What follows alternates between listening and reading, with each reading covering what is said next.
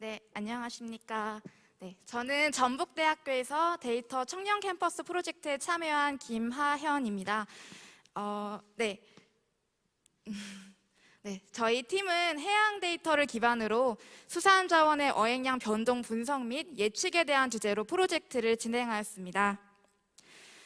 먼저 연구 주제를 선정하게 된 배경부터 데이터 수집과 전처리 과정, 그리고 도출된 결과에 이어 이를 활용할 수 있는 방안과 그에 따른 기대 효과 순으로 발표를 진행하도록 하겠습니다. 현재 전 세계적으로 지구온난화와 함께 수온 상승은 큰 문제로 부상하였습니다. 어류에게 수온 1도가 상승하는 것은 사람에게 기온 10도가 상승하는 것과 맞먹을 정도의 매우 큰 파급력을 지니고 있다고 합니다. 이러한 변화는 한반도 연근해에서 급격하게 이루어지고 있는데요. 한반도 연근해의 수온은 전 세계와 비교했을 때 무려 2.2배나 높은 수치로 빠르게 변화하고 있습니다. 다음은 국가위성센터에서 천리안 위성으로 한반도 인근 해역의 7월 평균 수온을 촬영했을 때 나타난 사진입니다. 평균 25도 등수온선이 2012년에는 동중국해 부근에 위치해 있는 것을 확인할 수가 있습니다. 그러나 점차 시간이 지날수록 북상하였고 2019년에는 제주도 연안까지 올라온 것을 확인할 수가 있습니다. 이러한 수온 변화는 수중 환경에 밀접한 영향을 끼치게 되고 이러한 영향으로 인해서 한반도 연근에서 서식하고 있는 생물들의 서식 환경이 변화함을 의미하고 있습니다. 실제로 한반도에서 살아가고 있는 어종의 종류가 변화하고 있습니다. 전반적으로 한반도 해양 생태계는 난류성 어종이 증가하고 있고 한류성 어종은 감소하고 있으며 이러한 현상은 가속화되고 있는 상황입니다. 대표적인 국민 생선으로 군림하였던 명태는 이미 한반도에서 자취를 감추었고 난류성 어종인 멸치가 새로운 국민 생선으로 자리 잡고 있습니다. 또한 어류뿐만 아니라 폐류 및 기타 생물의 양식 생산력과 양식 적지가 변화하고 있습니다. 그리고 새로운 아열대성 어종의 출현으로 신시장이 개척되고 있습니다. 따라서 저희는 수온과 어종의 어획량에 서로 관계가 있을 것으로 먼저 접근을 하면서 가설을 수립하고 검증하였습니다. 기무가설로서 수온은 어종의 어획량에 관련이 없다라고 설정하였고 대립가설로서는 수온은 어종의 어획량에 관련이 있다라고 설정하였습니다. 그리고 수온과 어획량의 데이터의 값이 컸기 때문에 먼저 어획량의 단위를 킬로톤으로 변경하여 수치의 크기를 정규화하였습니다. 그리고 해역별로 수온의 편차가 컸기 때문에 이를 동남서해로 분리구분하였고 각 어종의 서식지에 맞는 해역을 적용해서 어획량을 계산했습니다. 결과적으로 모든 해역의 유의 확률이 0.05 이하로 나타나서 기무가설은 기각되었고 수온은 어종의 어획량에 관련이 있다라는 대립가설을 수립하게 되었습니다. 그러나 어획량은 수온 이외에도 다양한 변수들의 영향을 받는 종속 변수로서 수온과 관련하여 다양한 해양 데이터 변수들을 사용을 하여 어획량을 예측하였습니다. 데이터 수집 과정입니다.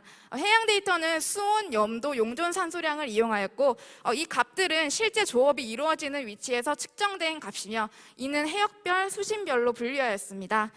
또한 기상 데이터에 더하여 어류에게 필수적인 무기성 물질을 해양 데이터로서 추가 수집하였습니다. 그리고 우리나라 총 어선의 등록 현황도 같이 포함시키려고 하였으나 어선당 어획량의 편차가 컸기 때문에 이를 1인당 어업이익으로 대체하였습니다. 분석 데이터 과정은 다음과 같습니다. 먼저 해역별 해양 데이터, 외부 측정 데이터, 그리고 어종별 어획량 데이터를 수집하여 각 어종의 변수에 맞게 상관관계 분석을 진행하였고 모델링하였습니다. 이어 아리마, FE 프로펫, 그리고 리니어 리그레션을 사용하여 단변량 시계열 예측을 진행하였고 그 다음으로 LSTM, XGBoost, 멀티베리 리니어 리그레션을 사용하여 다변량 예측을 진행하여 기대 어획량이라는 목표 변수를 도출하고자 하였습니다. 데이터 전처리 과정입니다.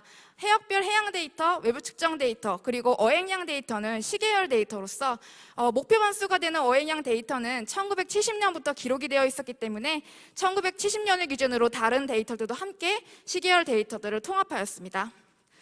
또한 해양 데이터의 특성상 측정 장소에서 값이 기록되지 않아 값이 손실되었고 또한 측정일이 불규칙하여서 이렇게 결측치가 생기는 경우도 있었습니다. 그리고 조사 기간이 다양하여 데이터 클래스가 맞지 않아서 생기는 결특치도 있었습니다.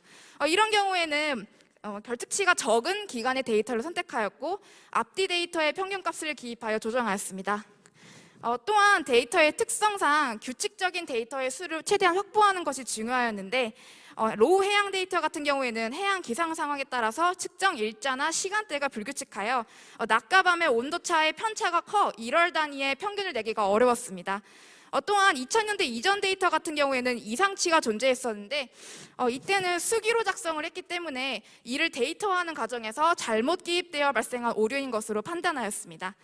따라서 저희는 해양 데이터의 여러 모델을 구축하고 어획량 데이터와 상관관계를 분석을 하고 나서 가장 영향을 많이 미치는 시간대를 선정하여 연도별 평균값을 지정하였습니다. 또한 통합할 수 있는 변수와 나눌 수 있는 변수를 설정하여 새로운 변수를 정의하였습니다. 암모니아성 질소를 포함한 총 8개의 물질을 무기성 물질이라고 하는데 이를 영양염류라는 새로운 변수로 통합하였고, 수온 같은 경우에는 관측소별로 불규칙한 측정 데이터를 가지고 있었는데 이를 해역별, 월, 시간대, 수심대로 나누어 각 어종에 맞게 알맞은 규칙적인 데이터 세팅을 진행하였습니다. 또한 각 변수를 코드화하였고 코드화한 변수 앞에는 해역명을 추가하여서 분리구분하였습니다. 또한 각 해양 데이터 이외에도 불법 조업이 어획량에 큰 영향을 끼친다는 것을 접하여 중국어선 납포 건수 데이터 수를 확보를 하였으나 데이터의 수가 적어서 활용하기에는 한계가 있었습니다. 또한 불법보호 공동대응센터에 문의한 결과 중국어선 입출력 데이터는 내부 데이터로서 공개하기가 어렵다는 답변을 받아서 데이터를 얻지 못했고 변수를 포함할 수가 없었습니다. 어종 모델링은 각 어종 서식지에 맞는 해역과 수온, 그리고 TAC 포함 여부, 그리고 추세 변화에 따라 분리구분하였습니다. 여기서 TAC란 불법 조업, 남획 등의 이유로 개체수를 보호하기 위해 어획량의 한도를 설정한 것을 말합니다. TAC로 관리되는 어종들의 데이터에는 규칙성을 찾기가 힘들고 데이터 수집에 한계가 존재하여 예측에 어려움이 있었습니다. 오른쪽은 멸치 모델에 적용한 변수들의 종류이며 남해안에서 서식하고 있는 멸치들에게 맞는 변수들을 설정하여 모델링을 진행하였습니다. 그리고 어종 모델별로 어획량을 종속 변수로 설정하여 상관관계 분석을 진행하였습니다. 피어슨의 상관계 범위를 이용하여 0.3 이상을 강한 상관관계로 판단하였고, 오른쪽 대표적인 예시로 멸치와 참다랑어의 분석 결과를 말씀드리겠습니다. 멸치 같은 경우에는 남해안의 수온과 염력체 농도, 그리고 영양염류, 그리고 염도와 높은 상관관계를 보였고, 참다랑어 같은 경우에는 기온, 염도, 그리고 영양염류와 높은 상관관계를 보였습니다. 그래서 보다 정확한 학습을 위해서 상관관계가 높은 변수들을 이용을 해서 예측을 진행하였습니다. 앞서 높게 나온 변수에 대해 단변량 예측을 진행을 하였는데요. 이는 아리마, FV 프로펫, 그리고 리니어 리그레션을 사용하였습니다. 상단에 나와 있는 그래프에는 리니어 리그레션, FV 프로펫을 이용을 하여 나타난 예측 그래프입니다. 그리고 하단에는 각 변수별로 모델들을 적용을 했을 때 나타난 MSE 값을 나타낸 자료인데요. 여기 중에서도 MSE 값이 가장 낮은 모델을 선정을 하여 단변량 예측을 진행을 하였고, 여기서 나온 데이터를 이용해서 다변량 예측을 진행하였습니다. 앞서 나온 예측으로 이제 미래 데이터로 다변량 예측을 진행하였는데요. XGBoost, LSTM, 그리고 멀티베리에이트 리니어 리그레션을 사용하였습니다. 여기서는 대표적으로 참다랑어 모델에 XGBoost와 LSTM 모델을 적용한 과정을 말씀드리겠습니다. 일단은 민백스 스케일을 이용해서 데이터 스케일을 조정하고, XGBoost는 러닝 레이스를 0.1, 그리고 과적합을 막기 위한 맥스텝스 5를 설정하여 진행하였고, MSE 값은 0.0706으로 나타나게 되었습니다. 그리고 LSTM도 민맥스 스케일을 이용해서 데이터 스케일을 조정을 하였고, 에폭시와 배치 사이즈를 각각 1000과 3으로 설정하여 진행하였으며, MSE 값은 0.0472로 가장 낮은 값이 도출되게 되었습니다. 따라서 참다랑어 모델에는 LSTM 모델이 적합하다는 판단을 하게 되었고, 모든 어종 모델에 대해서 이와 동일한 단계를 적용하였음을 말씀드립니다.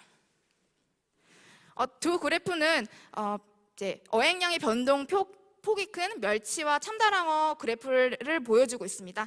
멸치 같은 경우에는 1970년부터 2019년까지의 50년치 데이터를 이용하여 2050년까지의 미래의 어획량 예측한 그래프이며, 참다랑어는 어획량이 집계되기 시작한 2010년부터 2019년까지의 10년치 데이터를 이용하여 2050년까지의 미래 어획량을 예측한 그래프입니다. 멸치 모델은 MSE 값이 0.047, 그리고 참다랑어 같은 경우에는 MSE 값이 0.068이 나타나게 되었습니다. 다음은 어종의 미래 어획량을 시각화한 자료입니다. 난류성 어종으로는 멸치, 삼치, 전갱이 아기가 있었고, 한류성 어종으로는 도루묵, 명태, 아열대성은 참다랑어로 나타나고 있는데요. 시간이 지날수록 난류성 어종은 점차 증가하고 있으나 한류성 어종은 아예 자취를 감추어버리는 것을 확인할 수가 있습니다. 그리고 이렇게 얻은 데이터를 가지고 웹에서도 볼 수 있도록 웹페이지를 구성하였는데요. 각 어종별로 미래의 어획량을 볼 수 있는 페이지를 구성하였습니다. 대표적으로 동해안의 아기의 미래 어획량 예측 데이터를 보여드리겠습니다. 페이지 구성은 다음과 같이 만들었습니다.